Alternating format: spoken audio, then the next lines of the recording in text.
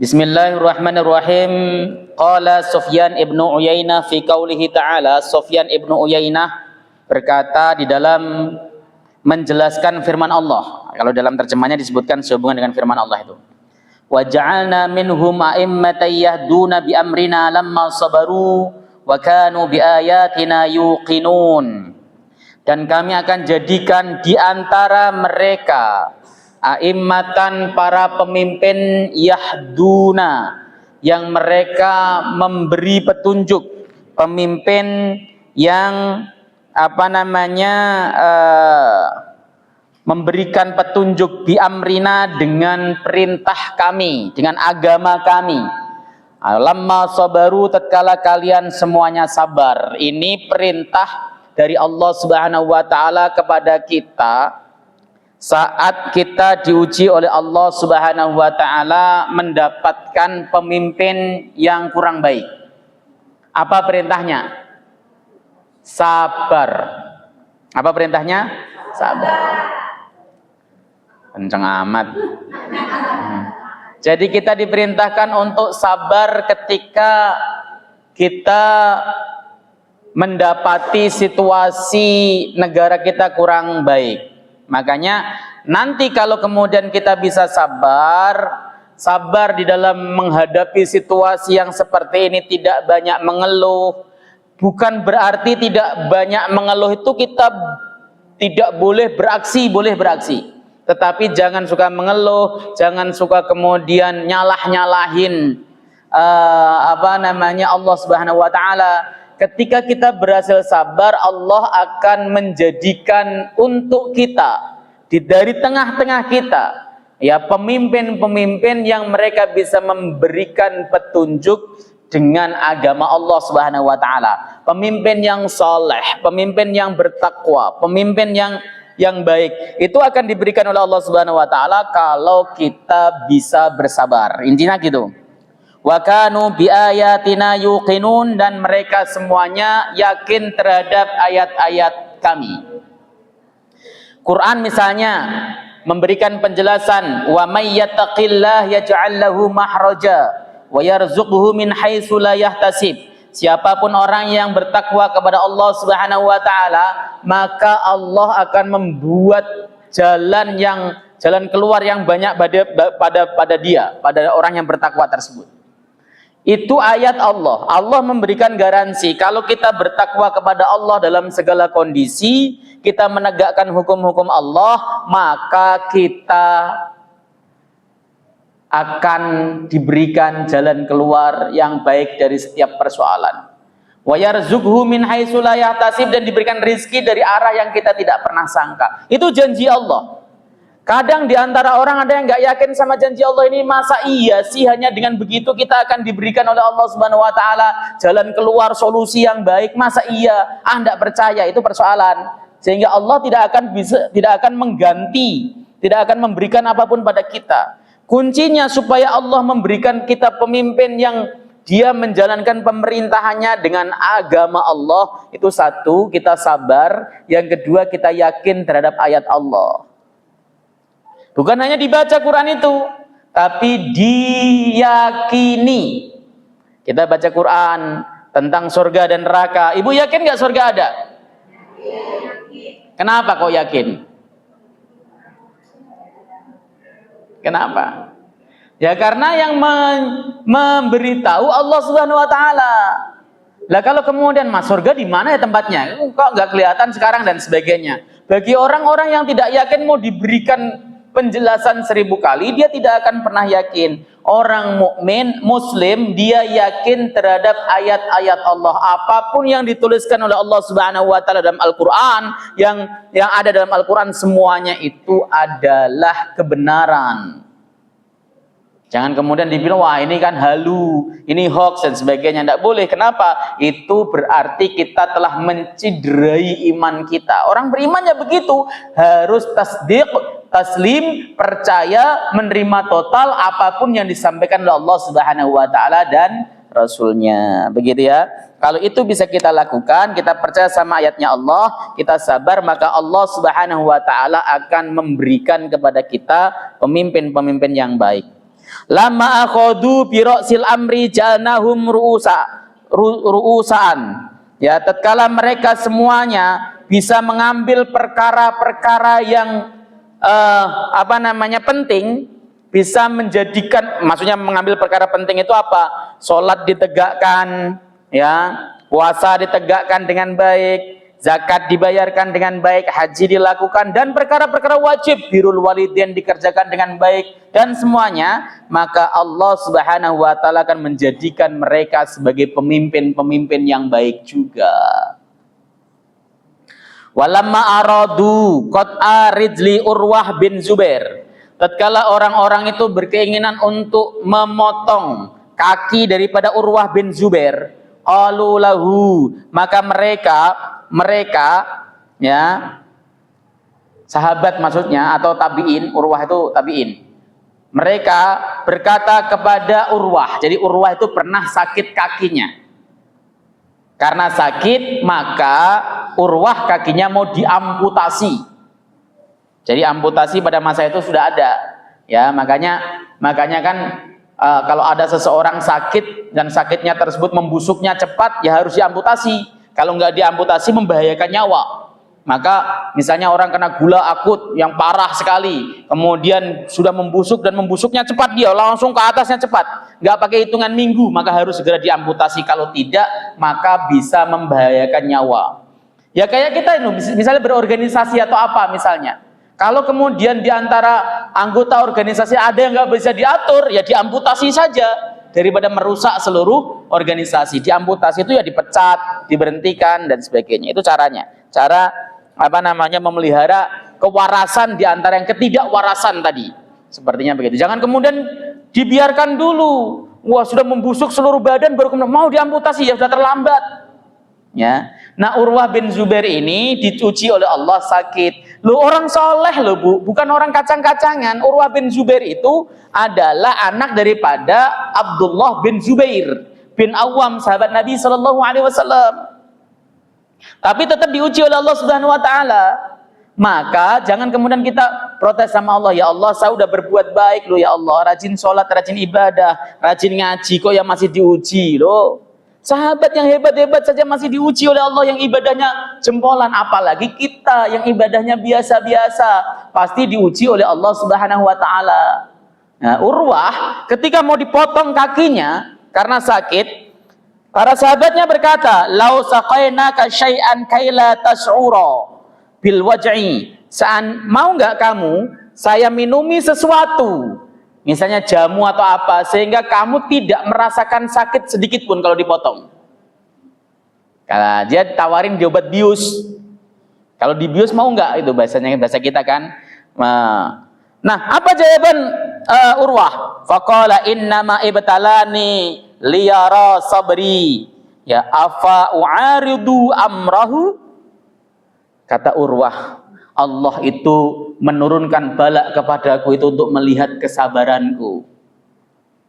Apakah aku akan berpaling dari perintahnya? Itu mentalnya yang kuat. Kalau ibu enggak, sakit dikit aja, aduh, obat penahan rasa sakit. Ya, apa itu obat penahan rasa sakit? Itu kan banyak-banyak ya, macam-macam ya. Ada Panadol, sebagai katanya sih. Sakit gigi, aduh sakit, pakai Ponstan. Ya. Tapi Urwah tidak. Urwah mengatakan, jangan. Allah memberikan aku bala, memberikan aku penyakit, memberikan aku ujian itu supaya Allah melihat kesabaranku. Jadi kalau ibu ini diuji oleh Allah, ada ujiannya nih, orang hidup tuh macam-macam ujinya. Orang hidup itu ujiannya macam-macam.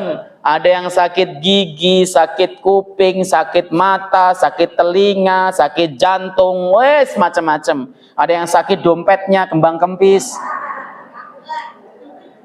Ya.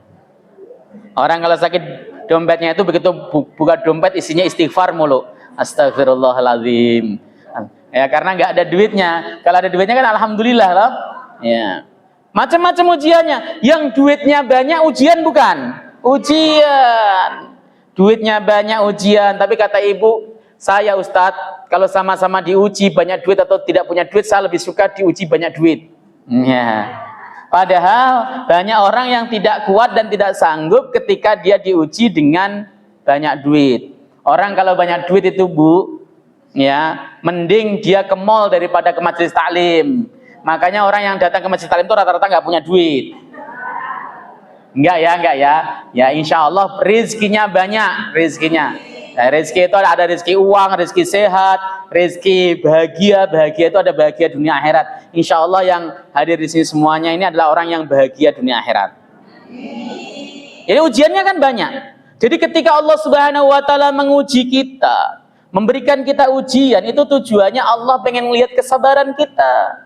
Jangan banyak ngeluh, jangan banyak kemudian protes Allah Subhanahu wa taala. Ya Allah, kenapa harus saya? Ya Allah, saya udah sakit-sakitan masih kamu uji begini begitu dan sebagainya. Ya karena memang Allah pengen lihat kesabaran kita. Supaya kita itu setiap saat, setiap waktu mampu mau berdoa kepada Allah, minta untuk segera diangkat balaknya, untuk segera diangkat musibahnya. Kita berdoa dengan khusyuk, khudu, itu senang banget. Ya, Allah itu senang sama hambanya yang ketika meminta itu dengan serius. Senang, ya. Jadi kalau ibu sakit, tengadahkan tangan, astagfirullah, ya Allah, sembuhkanlah hamba, ya Allah, sembuhkanlah penyakit hamba. Itu Allah senang. Allah yang gak suka tuh, ya Allah, apa sih salah saya, kenapa saya sakit, ya Allah, saya udah sholat, udah zakat, udah apa, kenapa sih ya Allah? Ya, menolak takdir namanya ya, seperti itu. Baik, jadi Urwah bin Zubair ketika mau diamputasi, dia tidak mau untuk diberikan obat bius atau minum sesuatu yang bisa mengurangi rasa sakitnya. Beliau justru berkata, Allah menguji aku itu supaya Allah melihat kesabaranku. Masa sih aku harus berpaling dari perintahnya gitu. Qala Umar bin Abdul Aziz, qala Umar bin Abdul Aziz, berkatalah Umar bin Abdul Aziz, ma an amallahu ala abdin ni'matan fantaza'aha minhu fa'adha makanahu as-sabra illa kana ma awadahu khairan mimma intaza'ah. Kata Umar, tidaklah Allah memberikan kenikmatan kepada seorang hamba suatu nikmat lalu Allah ambil nikmat itu. Allah cabut nikmat itu darinya, lalu dia ganti nikmat tersebut, tempat nikmat tersebut dengan kesabaran, kecuali maka Allah akan mengganti kenikmatan tersebut lebih bagus daripada apa yang telah ia cabut. Begitu saja. Ya. Jadi kalau Allah Subhanahu wa taala menguji kita, Bu, Pak. Kita dapat nikmat, apa contohnya nikmat yang telah diambil oleh Allah dari sisi ibu apa kira-kira? Sehat, masih pada sehat semuanya nih. Ya, misalnya apa? Ya punya duit lah, punya duit. Duitnya hilang misalnya. Ibu punya duit 100.000. Duit itu planningnya mau dibuat beli dimsum, bakso sama keluarganya rame-rame. Dilalah hilang, jatuh, ya. Kemudian ketika jatuh uangnya tersebut sabar, ya Allah, saya sabar ya Allah. Mudah-mudahan ketika ketemu orang yang menggunakannya dengan baik, nggak buat mabok misalnya. Sabar, ya. Maka ketika kita sabar seperti itu, Allah Subhanahu wa taala akan menggantikan apa yang diambil tadi dengan yang lebih baik. Ketipu misalnya contoh. Ibu pernah ketipu nggak? Pernah ketipu nggak? Ya, pernah. Ibu ketipu apa? Iya. Terus nggak dikirim-kirim? Oh.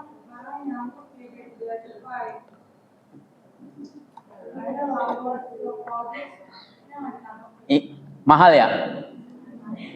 Ibu sabar nggak? Pasti sekarang udah diganti sama Allah. Nah, ya gitu.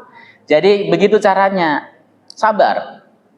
Ya, jangan sampai nangis sehari semalam, oh udah ketipu. Ya. Hampir semua orang tuh pernah ketipu saya rasa. Saya aja yang kelihatannya pinter begini sering ketipu orang. Iya. Dan saya ketipunya tuh nggak sedikit-sedikit, Bu, banyak-banyak. Banyak. Yang kemarin saya ceritakan itu masalah jual beli ayam. Udah saya ceritakan di sini. Yang saya tuh pernah ketipu sampai jual sawah di kampung. Ketipu. Dulu waktu itu harga sawahnya masih 35 juta. sekarang kalau dijual laku 500 juta. Ya, itu saya ketipu. Pernah. Ya sedih-sedih tapi ya biasalah. Saya pernah mau ke Jepang nggak jadi. Ya, pengen jadi TKI saya ke Jepang. Ya, modal habis. Saya sampai Jakarta doang nggak sampai ke Jepang. Ya, ditipu orang habis-habisan. Tapi kalau saya jadi ke Jepang nggak bakal ke sini, Bu. Ibu nggak kenal saya. Itu salah satu hikmahnya, ya.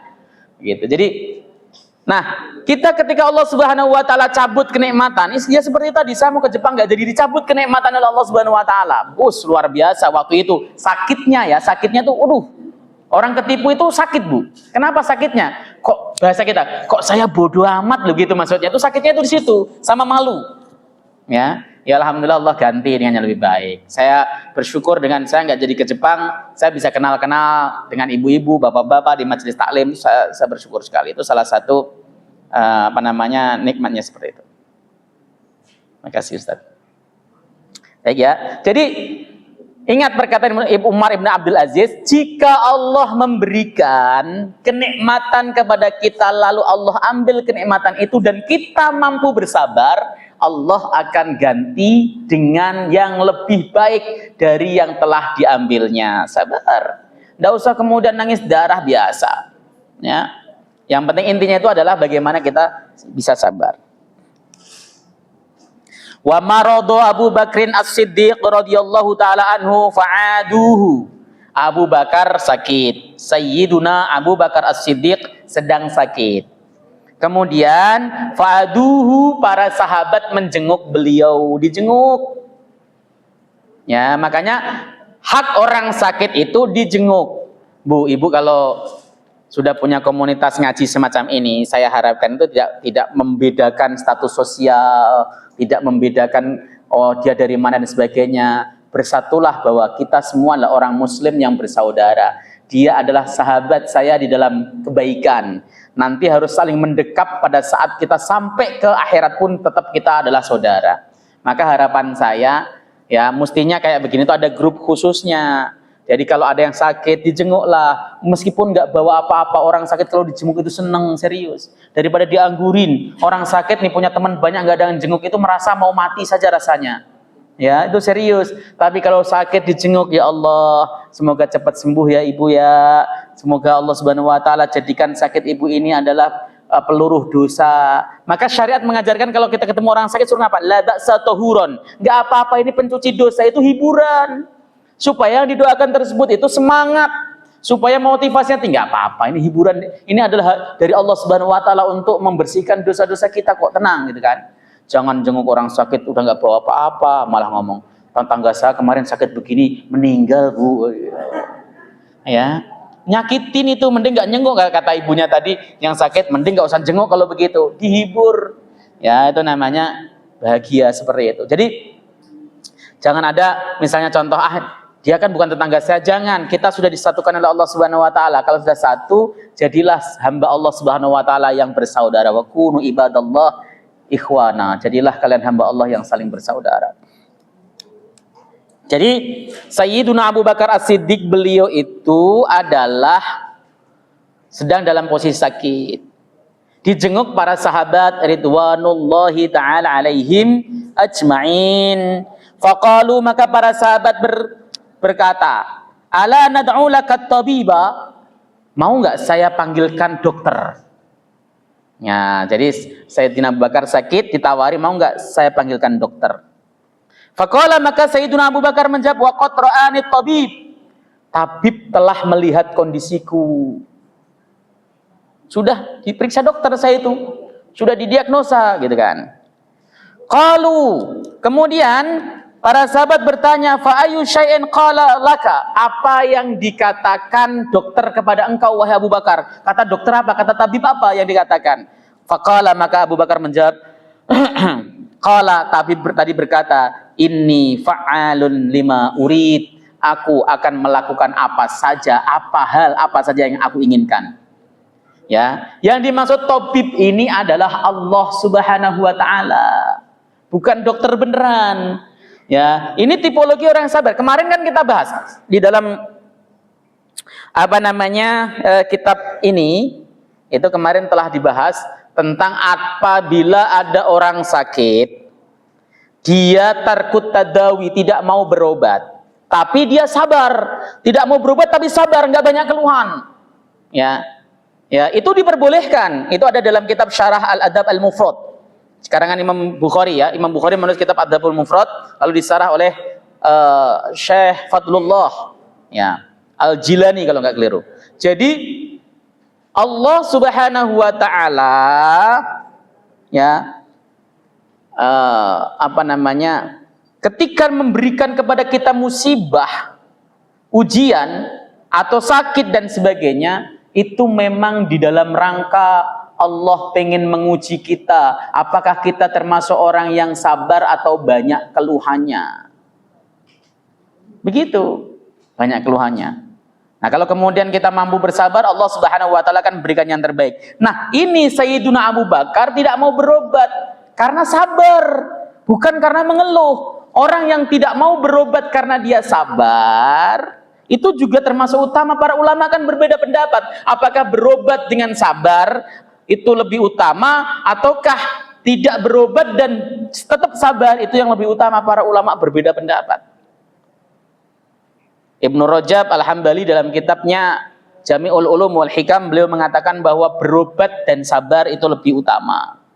Kenapa? Karena berobatnya mengikuti sunnah Rasul Shallallahu Alaihi Wasallam.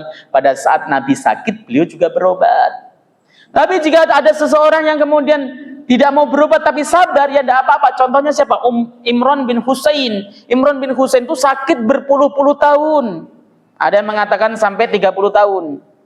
Ya, nggak bisa ngapa-ngapain. Tapi sabar, nggak mau berobat. Pernah sekali berobat dengan kei, dipanaskan badannya dengan besi panas. Tapi ketika kemudian pada saat dia berobat dengan kei, malaikat nggak kunjung menjenguk dia akhirnya tidak mau. Udah, saya lebih suka setiap hari dijenguk malaikat. Maka Imran bin Husain ini termasuk satu-satunya sahabat yang ketika sakit dijenguk oleh malaikat. Ibu mau seperti itu?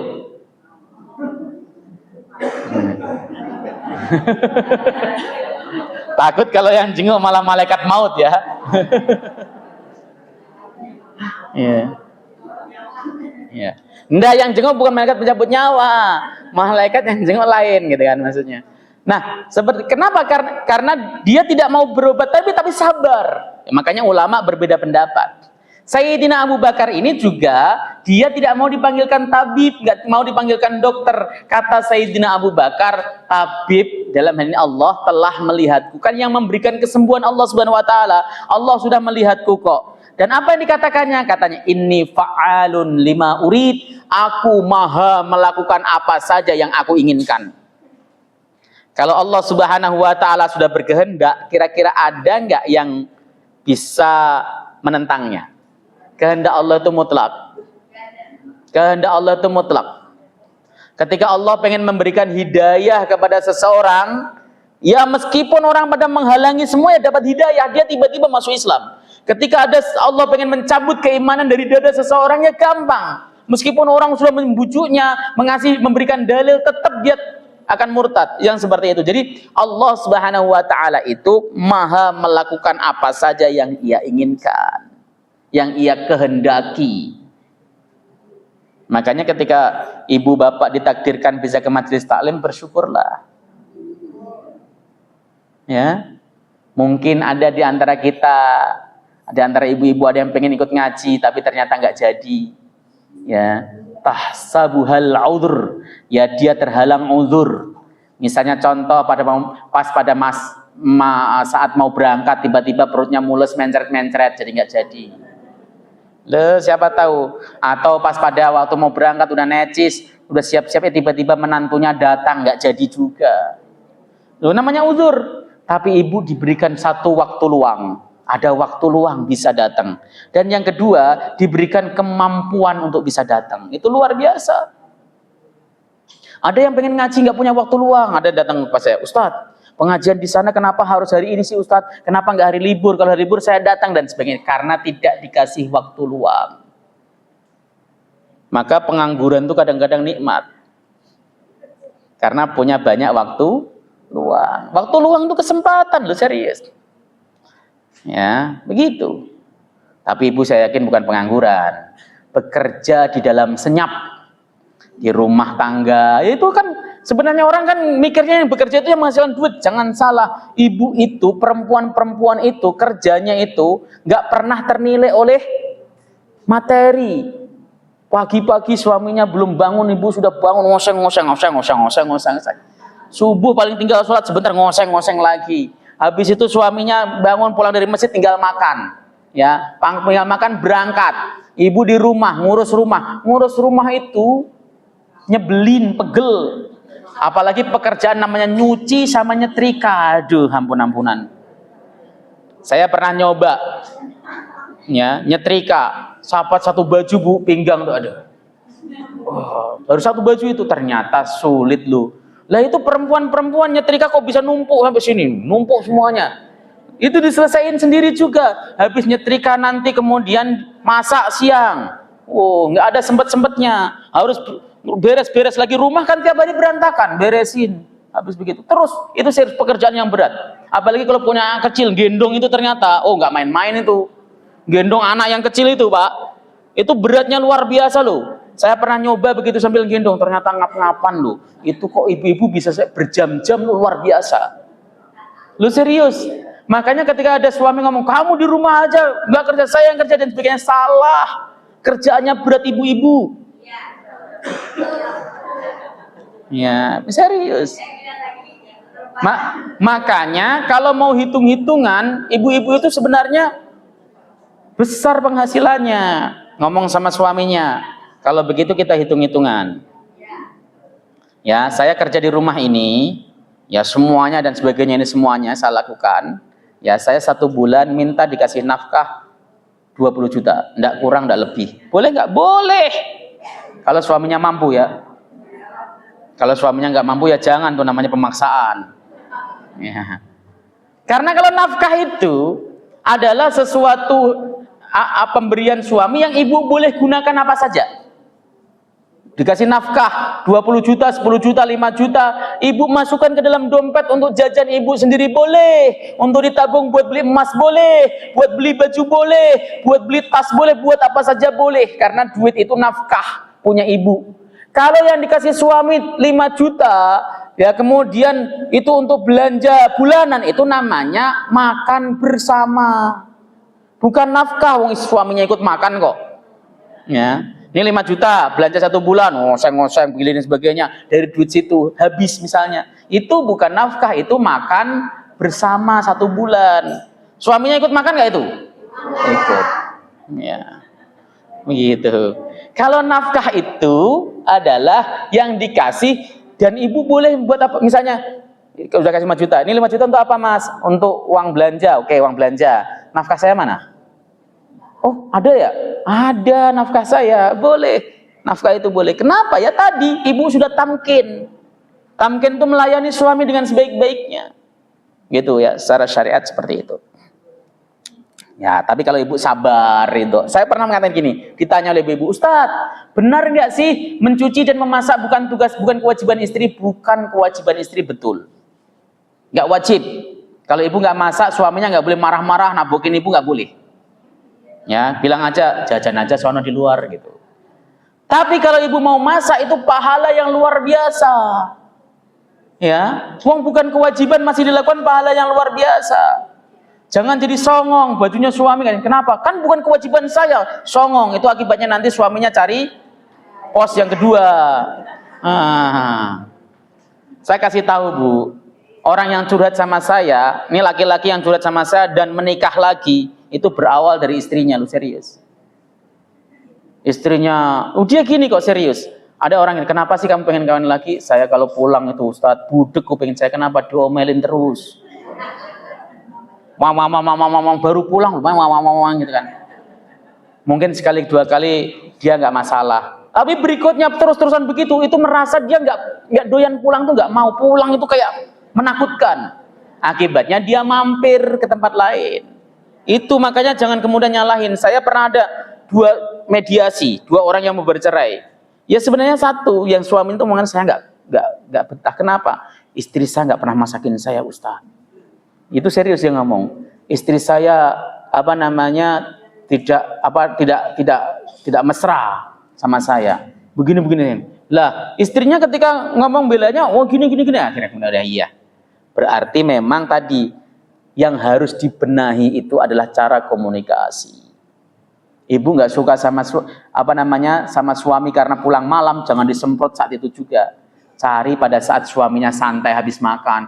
Habis pulang kerja, jaket belum dilepaskan, sepatu belum disemprot langsung. Ya mending pergi kan. Oh, habis itu disalah-salahin suaminya ya. Ya begitu. Itu diingat-ingat itu. Itu nasihat. Karena memang faktualnya begitu banyak. Ya. Waruya anna Sa'id bin Jabir. Qala beliau berkata as-sabru i'tiraful abdi lillahi bima asabahu minhu. Yang disebut sabar itu adalah i'tiraf, pengakuan seorang hamba ya itu dia milik Allah terhadap apapun yang mengenai dirinya. Begitu ya. Jadi i'tiraf itu pengakuan seorang hamba kepada Allah ya bima asabahu minhu, bahwa segala sesuatu yang mengenai dirinya adalah berasal dari Allah. Kita nih dapat musibah, kita mengaku, oh iya ini dari Allah Subhanahu wa taala. Musibah apapun, bukan hanya musibah dunia, ya, bukan hanya musibah harta, musibah apapun itu semuanya dari Allah Subhanahu wa taala. Karena masyaallahu kan wa man lam yasha lam yakun. Apa yang dikehendaki Allah itu tidak akan pasti terjadi, dan apa yang tidak dikehendaki tidak akan terjadi. Makanya tadi ketika kita misalnya jalan kesandung batu, itu ibu innalillahi wa inna ilaihi raji'un apa bujuk buneng? Loh. Ini keseharian loh. Saya nanya jangan dijawab oh harusnya. Saya tanya ibu, kalau kesandung batu, kepentok pintu, innalillah apa bujuk buneng? Ya. Astagfirullahaladzim. Astagfirullah bagus. Ada yang bujuk buneng loh, serius. Juduk, wah bujuk buneng. Habis itu pintunya yang diketokin, dus begitu. Ya, itu artinya dia tidak biasa berzikir. Ya, astagfirullahaladzim juga bagus sih. Ya boleh, tetapi meskipun tidak pas tapi bagus. Juduk, astagfirullahaladzim gitu kan. Berarti dia merasa dosanya banyak. Tapi asal ibu tahu, ibu kejedot pintu itu menghapus dosa. Maka yang betul tuh jedot innalillahi wa inna ilaihi benjol ya sudah alhamdulillah. Ya, kenapa alhamdulillah? Dosanya dihapus. Orang Islam tuh begitu. Tapi besok-besok jangan sengaja jedotin. Kalau sengaja jedotin haram. Ya, wah saya pengen dihapus dosanya Ustadz, jedotin kepada pintu haram. Karena Allah mengatakan la tulqu biaidikum ila tahlukah, jangan kalian itu menjatuhkan diri kalian pada kerusakan. Begitu. Ya. Jadi sabar itu mengakui musibah yang menimpa dirinya itu datang dari Allah Subhanahu wa taala. Itu yang harus kita camkan. Apapun yang terjadi, ya duit hilang dan sebagainya, semuanya itu kan milik Allah dan kita akan kembali kepadanya. Pasti kok Bu. Dari pojok sana sampai pojok sana ya, 100 tahun kemudian tidak ada yang hidup. Artinya kita akan kembali kan? Kembali, satu persatu kembali. Kenapa kok kita rata-rata takut menghadapi mati? Karena kita belum jelas kalau saya mati itu nikmat apa tidak. Kan itu kan? Walaupun kita sudah jalankan perintah Allah, kan masih belum jelas. Saya kalau mati itu surga apa neraka ya Allah ini kan. Kalau kemudian tiba-tiba, udah kamu jaminan surga. Seneng orang mati itu. Ya. Ibu pernah merasakan nggak kalau hidup itu sebenarnya membosankan? Aktivitasnya begitu lagi gitu. Apalagi yang kantornya itu setiap pagi ke sono lagi ke situ lagi bolak-balik kayak begitu kok ya berpuluh-puluh tahun. Ya, gitu kan. Makanya ada kehidupan yang kalau Islam itu menjanjikan ada kehidupan yang lebih abadi. Di dunia sementara ini sementara kita nggak abadi. Ibu itu saya yakin waktu muda pernah cantik. Sekarang juga masih cantik, cuman maksudnya sudah menua gitu ya. Peran cantik. Karena kita itu akan sama seperti itu. Asalnya dulu kita bangga-banggain kulit. Saya kalau pernah lihat itu ada nenek-nenek badannya ditato. Tatuan begitu. Kan kita bayangin, nenek-nenek kok belagu ditato. Waktu natonya ketika masih muda. Iya, kakinya ditato waktu muda mungkin masih kencang dan sebagainya. Kita nenek-nenek kan sudah kisut semuanya. Ya, pada saat begitu baru kita ingat, oh iya, ya ternyata nggak pantas ya kalau itu. Ya makanya jangan ditato. Hidup ini sementara kok, sebentar. Umur Nabi Muhammad itu antara 60 sampai 70.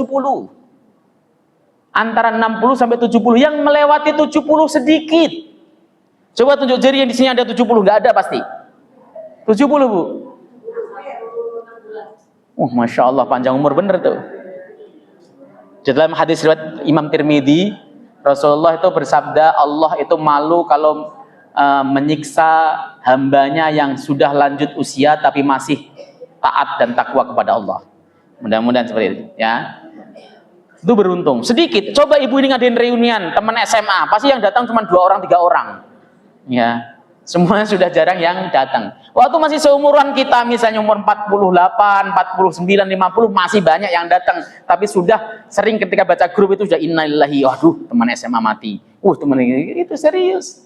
Ya enggak? Ibu punya grup SMA, ada yang punya grup SMA? Enggak ada. Oh, bagus itu. Jangan.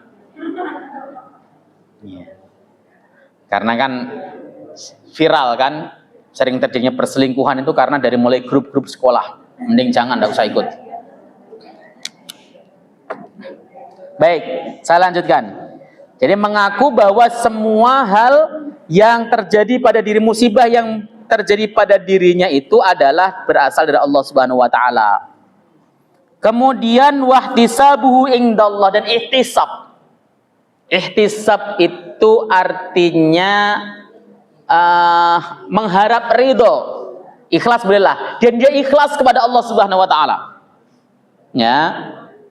Hanya mengharap ridho Allah saja, ya sudahlah saya sabar. Kenapa? Ya supaya Allah ridho kepada saya. Toh jangankan harta saya saja itu milik Allah. Kapanpun Allah Subhanahu wa taala mau memanggil saya, menjemput saya, sah. Gak harus nunggu lebaran. Kadang-kadang kita mikir kan, ada orang meninggal itu Ramadan terakhir jam 5 sore. Kenapa nggak nunggu lebaran? Itu kadang-kadang bikin gitu kan. Tapi Allah ketika mencabut nyawa itu tidak usah pakai nunggu lebaran. Ya, nunggu lebaran, nunggu itu serius loh. Ada orang meninggal itu tinggal 5 menit lagi mau lebaran udah meninggal. Ya. Kenapa kok nggak nunggu lebaran sih? Nggak bisa. La yastakhiruna sa'ata wa la yastaqdimun. Allah tidak akan pernah menunda sedikit ataupun memajukan. Ya pas waktunya. Makanya ketika kita mendapatkan musibah dari Allah apapun bentuknya, mengharap ridha Allah Subhanahu wa taala saja. Ihtisab indahu. Warajaan, ya sebentar.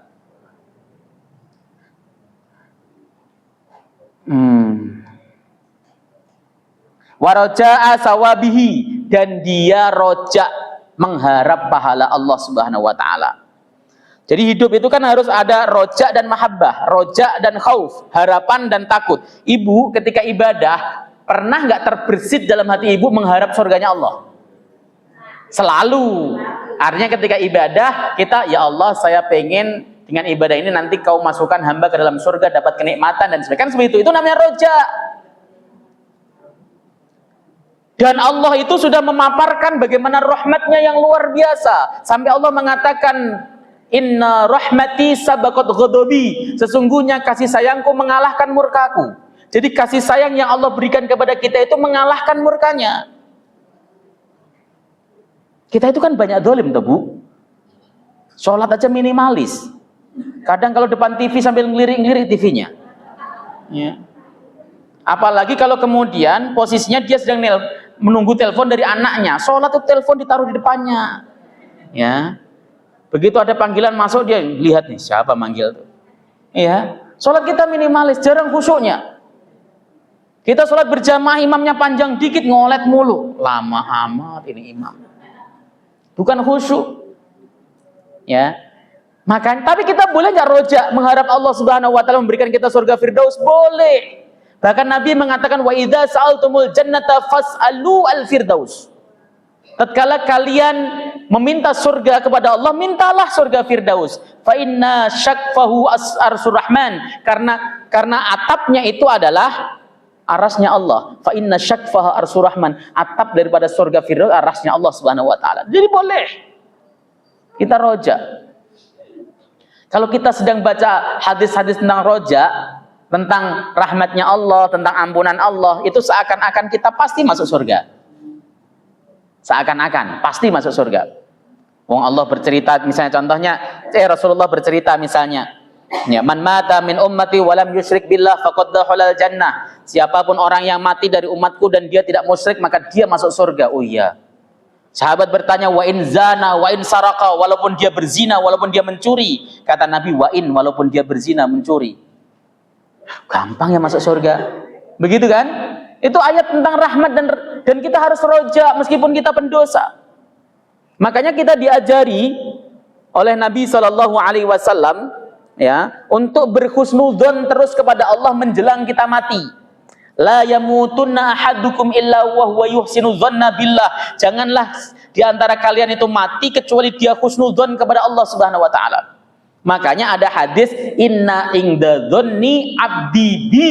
Aku itu berdasarkan prasangka hambaku. Hadis ini kaitannya untuk kita orang-orang muslim mukmin yang pada saat mati disuruh husnudzon sama Allah. Ini saya kasih tahu, Bu. Kalau ibu nanti sudah mau berasa mau mati. Nah, karena kita kan semuanya ini kan belak-belakan ngajinya kan. Misalnya sakit berobat kok nggak sembuh-sembuh, husnudzonlah sama Allah. Ya Allah, hamba memang pendosa, dosa hamba banyak, tapi saya yakin Kau Maha Pengampun. Saya yakin Kau pasti akan mengampuni dosa saya, kesalahan saya. Karena bagaimanapun saya adalah hamba-Mu ya Allah, hamba-Mu yang dhaif, yang lemah. Saya berbuat dosa karena saya tidak bisa menguasai nafsu saya misalnya. Dia husnudzon sama Allah, maka Allah katakan tadi inna indadzanni abdi bi, aku itu berdasarkan prasangka hambaku. Diampuni betul sama Allah Subhanahu wa taala, karena hadis qudsi tadi memang tafsiran yang dipakai oleh yang digunakan para ulama adalah untuk orang yang mau sekarat mati. Makanya orang kalau dikasih mati sama Allah itu dia sakit dulu, itu sebenarnya alarmnya kuat. Yang repot itu kalau nggak dikasih sakit tiba-tiba mati, nggak sempat taubat. Kalau sakit kan istighfar, astagfirullahaladzim, astagfirullahaladzim. Saya sakit ini, sekarang orang sakit itu sebenarnya alarm. Kalau masih dikasih sakit kurang ajar itu berarti nggak dengar alarm. Ya, makanya ketika dikasih sakit oleh Allah Subhanahu wa taala, banyak istighfar, minta ampun sembari husnudzon, khusyuk berdoanya, husnudzon sama Allah Subhanahu wa taala. Oke, baik, terima kasih. Ada muskil yang ditanyakan, silakan.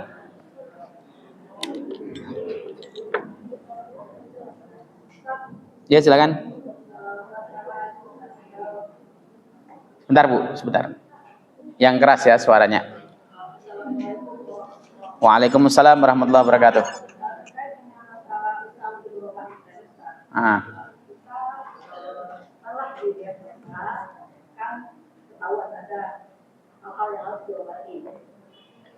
Kemudian juga kita harus bersabar. Tapi apakah kita tidak begitu serius dengan berobat atau dengan sabar saja? Sedangkan secara medisnya kita harus kalau kita tidak berobat. Baik. Jadi antara sabar dan tawakal itu tidak bertentangan. Diterangkan dalam kitab Fadlullah As-Somad Sarah Al-Adab Al-Mufrad, dikatakan kalau orang berobat dan dia meyakini yang memberikan kesembuhan itu Allah, itu tawakal. Jadi maksimal berobatnya tapi dia yakin saya ini hanya berusaha, yang menyembuhkan Allah, itu tawakal. Jadi berobat semaksimal mungkin selagi dia sembari dia meyakini yang memberikan kesembuhan adalah Allah, bukan dokter, bukan obatnya. Itu yang disebut tawakal. Seperti itu harusnya. Jadi Joko, saya berarti kalau begitu nggak usah serius berobat saja ya sembari sabar. Salah berarti ya. Justru serius dalam berobat ini adalah ikhtiar saya, dan ikhtiarnya ini berpahala loh. Karena apa? Karena dia ikhtiar, dia menggunakan hak dia sebagai seorang hamba, berusaha semaksimal mungkin, tapi dia memiliki akidah yang kuat. Saya itu kalau sembuh itu adalah karena izin Allah, yang menyembuhkan Allah dan sebagainya. Saya akan ikhtiar mencari itu. Itu namanya tawakal. Jadi antara berobat dan tawakal itu tidak bertabrakan. Gitu. Ya, silahkan.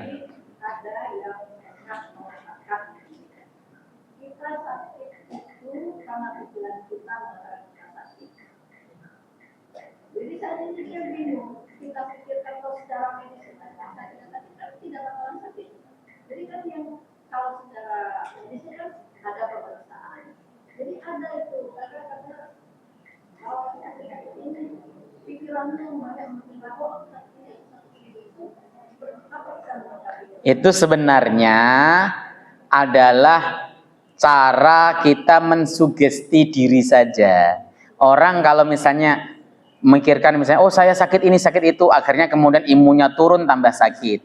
Harapannya orang ketika dia sakit atau sebelum sakit dia berpikir positif, itu akan mempengaruhi dia secara kejiwaan. Jadi gini Bu, orang kalau memikirkan sakitnya rata-rata stres dia. Wah, saya sakit ini, misalnya contoh, mohon maaf, apabila ada orang tervonis penyakit kanker, kan menyeramkan itu. Lalu dia kepikiran, aduh saya kanker bagaimana dan sebagainya. Itu akan membuat drop imunnya. Ya, kekebalannya tubuh akan makin turun. Nah, itulah kemudian dia akan makin menyebar kemana-mana. Nah, tujuannya udah jangan dipikirkan, husnudzon saja sama Allah, fokus ikhtiar dan sebagainya, jalani saja hidup sebagaimana rutinitas harian. Nggak kemudian harus wah gara-gara penyakit ini kemudian dia nggak ini nggak itu. Lah itu yang kemudian semakin drop. Itu supaya imunnya kuat, ada perlawanan dari tubuh sebenarnya, tapi tetap sakitnya harus diobati. Gitu, ya. Saya rasa begitu. Cukup ya? Baik, ada lagi Bu yang ingin tanyakan? saya sudah pernah seperti itu, Ustaz. Oh iya. Jadi ini datang ke rumah seorang anaknya, saya suka masak gitu, terus dia mau pesen masakan untuk hajat gitu, waktu di tempat ya. Terus wah udah nanti deh begini udah mau berapa porsi gitu. Kita udah senang sekali ya. Karena kita senang sekali itu kan kesimang ya. Terus pas dia mau pulang mau minjem uang. Oh iya Bu, ini jaminannya kalau anak saya, kalungnya itu dibuka, kalungnya dipakai anaknya, sampai anaknya nangis kan kita jadi terharu ya. Terus akhirnya minjem uang, KTP ditinggal. Terus pas bapaknya pulang kerja, bapaknya ketawa, ini masnya kan ditaruh gitu, dijatuhin ke ubin. Ini bukan mas, bukan nggak percaya ini orang dia ngasih KTP. Kalau nggak percaya, Bu datang aja ke tempat nanti cari alamatnya nggak ada, nggak usah.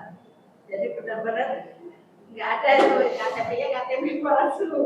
Apa itu ternyata dari Allah, itu teguran dari Allah. Ya banyak hal Bu. Itu kalau kita ambil hikmahnya banyak hal. Iya. Iya betul. Ya kalau kita ngambil hikmahnya itu banyak hal, bisa jadi itu merupakan ujian bagi ibu untuk naik tingkat, ada juga teguran dari Allah Subhanahu wa taala supaya ibu lebih taat ibadah dan sebagainya, macam-macam, itu ambil hikmahnya. Tapi kalau ibu sabar, Allah akan ganti dengan yang lebih baik. Itu udah lama kan? Udah. Ya. Pasti udah diganti sama Allah yang lebih baik insyaallah. Ya, saya rasa begitu ya. Ya. Kita harus husnudzon sama Allah terus. Jangan apakah Allah memurkai saya? Jangan punya penyakit itu. Allah sayang sama saya, ngambil sedikit mau dikasih banyak gitu. Kayak orang mancing nih, kita modal umpannya tetapi mau dikasih ikan. Gitu caranya. Itu husnudzon sama Allah. Baik. Tutup dengan kafatul majelis. Cukup ya.